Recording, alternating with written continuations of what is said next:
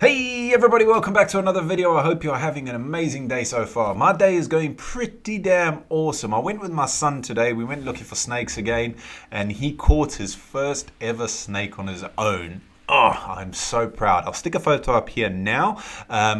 Yeah, but it may not seem a lot to you guys, but I am proud as punch. I was so happy for him because I know it's quite a daunting thing. Your natural instinct tells you not to pick up a snake, and he picked it up. Obviously, he waited for me to identify it first, and yeah, I am so proud. I'm so proud. But yeah, anyway, enough of that. Today we are reacting to the Black Hawk's replacements are coming. That's because the other day we reacted to the Black Hawk helicopter, and I said what an awesome, iconic helicopter that one is. And at the end, they said they are looking to upgrade and replace the Black Hawks in the coming future. I think it was by 2028 or something like that. I might be wrong on the dates, but I'll put that video up in the corner now if you want to check that one out. But today we're going to be checking out what beasts are going to be replacing the Black Hawks. Now, if you haven't done so already, please make sure you hit the subscribe button, and if you're feeling extra frisky, you may as well hit the like button as well. I do have a buy me a coffee page, link down in the description if you want to buy me a coffee to help support the channel. But please don't feel any obligation to do so. I have also just launched a Patreon page. I'm sort of keeping it quiet for now until I upload a few videos on there, but that's also down in the description if you want to take a look. And without further ado, ladies and gentlemen, let's check out the Black Hawk's replacements are coming. The U.S. Army is staking its flying future awesome. on aircraft that can cruise like planes over vast expanses of the Pacific. I was saying I wanted to check out this one with the double propellers and that. That looks awesome. That looks freaking awesome. And Africa, hover like helicopters, evade detection with swift maneuvers, and live out in the dirt. We're not just going to have a big biceps. We're going to have full body fitness, said Major. Look at that.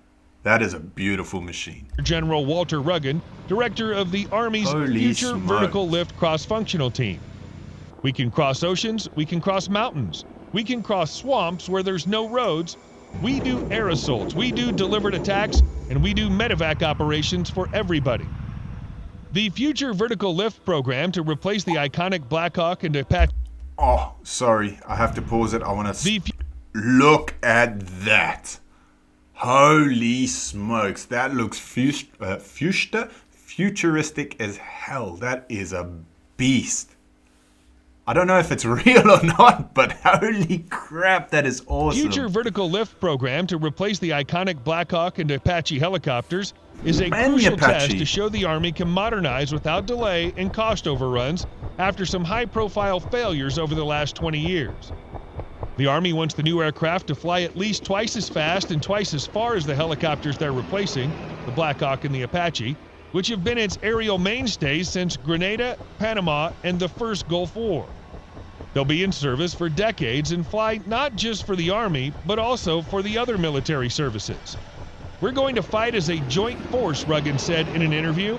It's all about being effective in our pacing theaters to be a tremendous deterrent against any peer or near-peer threats. And honestly, we're becoming obsolete if we do not jump to the future. It's like I said in the Black Hawks video, if you're not moving forward, you're only standing still or moving backwards, aren't you? And that's crazy. I know these are all, well, these ones now are like animation type things, but it's quite interesting to see what they're coming up with in the future. Interesting and scary at the same time. Like, not scared as in, oh, I'm shivering in my boots, but just like, it's immense, the technology and that they're coming out with. Competing team. Look at that. That is awesome. Despite major investments and overhauls, the military's vertical lift fleet hasn't gone through generational change since the 1980s, particularly within the Army, which has the largest fleet. Andrew Hunter, director of the Defense Industrial Initiatives Group at the Center for Strategic and International Studies think tank. For the competing teams led by Lockheed Martin and Bell Textron, it could be a make-or-break moment. Winning would cement a foothold as the Army's aviation provider for decades and reap the benefits of a market projected to be worth from $60 billion to as much as $90 billion, according to congressional and Wall Street budget analysts. Jesus. It's an opportunity now because we must modernize for the future, said Ruggin. The great thing is that Army aviation is at a perfect inflection point. We look far more like coming out of the Vietnam War, where our fleets are bought out and we're able to afford jumping into the future. The Pentagon's ultimate goal is to also replace other aircraft types, ranging from lightweight scout planes to heavyweight transport, such as Boeing's Chinook CH-47.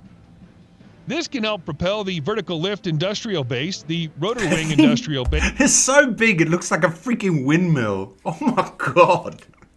These are awesome, man. I don't know how something so beautiful can be so deadly. Into the future. We need to be designing next-generation platforms, said Paul Lemo, president of Sikorsky, now a unit of Lockheed Martin. This is important to the industry at large, basically to get our engineers working on these advanced designs to continue that and get them to production, said Lemo, whose company makes the UH-60 Blackhawk helicopters. Long-range assault. The Blackhawks have been a mainstay for decades, with their shooting down in Somalia immortalized in the book Black Hawk Down by Mark Bowden. Now with a request for proposals July 6th. I want to know what that one is. It doesn't look that menacing, does it? But I bet it is. The Army officially kicked off competition for the Future Long-Range Assault Aircraft, just one of the broader Future Vertical Lift program to replace the Blackhawks by 2030. Sikorsky, partnered with Boeing, are competing for the program against Bell. The Army is expected to select a winner next year to build prototypes for the successor to its 2000 Blackhawks.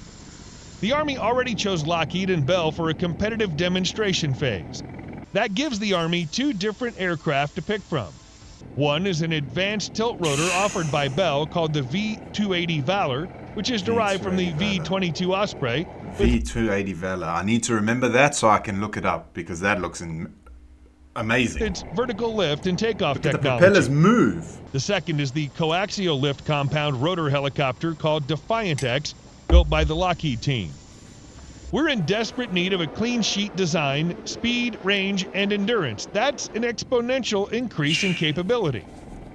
We're also vertical lift, so we're not tied to an airport. We're not tied to a seaport, and able to be targeted, Rugged said.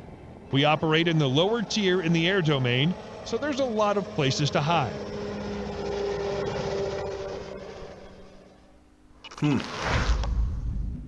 V-280 Valor. Bell's V-280 builds on its experience from the V-22 tilt rotor, which has been in production since the late 1990s. Someone's going to call me out. Tilt rotors. I don't know, propellers, rotors. You know what I mean. The fly-by-wire aircraft can top 300 miles per hour and carry 12 passengers. A tilt rotor aircraft like the V-22 Osprey, the V-280, has engines and rotors at the end of its wings that swivel, which allow it to take off vertically like a helicopter and fly horizontally like an airplane. Valor is designed to have a cruise speed of 280 knots and a combat range of 500 to 800 nautical miles. The engine itself doesn't move like it does on the V-22, just the prop rotor tilts when it goes from vertical takeoff to cruise or vice versa, explained Bell's Terry Horner, a director of government relations and Army veteran. The straight wings are easier to build and reduce the manufacturing cost, he said. Maneuverability is across the spectrum. We're as maneuverable at high speeds as we are at low speeds, said Rob Freeland, a Bell Government Relations Director and Marine Corps veteran.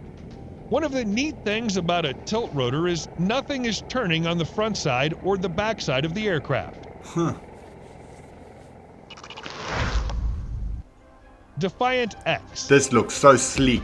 The Defiant X team, a team effort of Lockheed's Sikorsky unit and Boeing, continues Sikorsky's new helicopter design, meaning it has an auxiliary propulsion system and uses twin coaxial rotors to provide lift and a pusher propeller to enhance speed. The Defiant X is a larger variant of Lockheed's Raider X, which is competing for the Light Attack program, making commonality a selling point. The propulsion system allows it to fly faster and farther than existing helicopters, Hunter said. That's crazy. Utility helicopters have to fly low and fast, land quickly, deliver troops, and escape while evading enemy forces and navigating complex terrain. Defiant X flies twice as far and twice as fast as the Black Hawk, but fits in the same operational footprint or takes up the same amount of space, according to the companies. Oh, it's kind of sad, isn't it? Twice as fast, twice as far as the Black Hawk, but the Black Hawk is so iconic. The aircraft flies in excess of 230 knots, and the coaxial rotors, together with the pusher propeller in the back, give it extra maneuverability, said Sikorsky-Lemo. That really plays into this whole speed factor. While I won't say that we'll win a drag race against a tilt-rotor aircraft, we have speed where it matters, Lemo said. What matters is the time that it takes to do a mission. Maybe in a straight line we're not the faster platform, but all the maneuvers that have to be done from the beginning of the mission, certainly at the end game when you get into the X, landing zone, that matters. Lessons from the past. Whoa. Congress allocated $1.13 billion for the Future Vertical Lift program for this fiscal year, and the Army requested $1.56 billion for the effort in fiscal 2022. Can I put a request in there? Maybe I can make some paper planes or something. A 38% increase. Jesus. The Army wants to show that it's learned from costly failures in recent decades and is now focused on critical technologies and affordability, said Colonel David Phillips, project manager for the Future Long-Range Attack Aircraft program. Those costly failures include the Comanche stealth helicopter program, which over 22 years resulted in 0 advanced choppers for the Army, the 2004 cancellation of the program, and a $6.9 billion taxpayer bill. Holy crap. Now Congress is imagine that. I feel guilty sometimes if when I was used to do a job and I'd cost the boss a bit extra money by putting a part on or something that I shouldn't have. These guys went over billions. Empowered the Army with extremely important, more flexible buying authority, said Phillips, referring to non-traditional contracts that enable the military to rapidly buy prototypes or fund research. I think I prefer the other one. Future Attack. The Future Attack reconnaissance aircraft to replace Boeing's AH-64 Apache helicopters is on a later timeline than the Black Hawk replacement.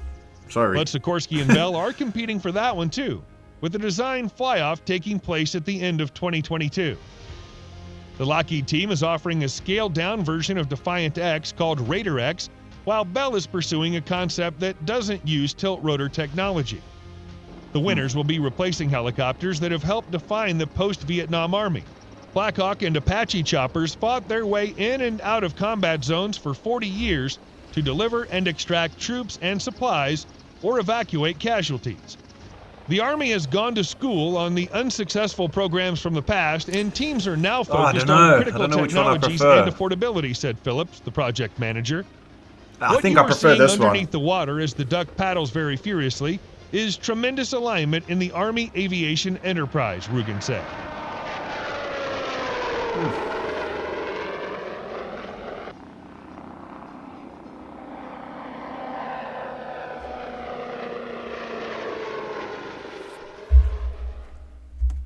They're both awesome looking, but I prefer the one with the old back propeller and the twin rotors.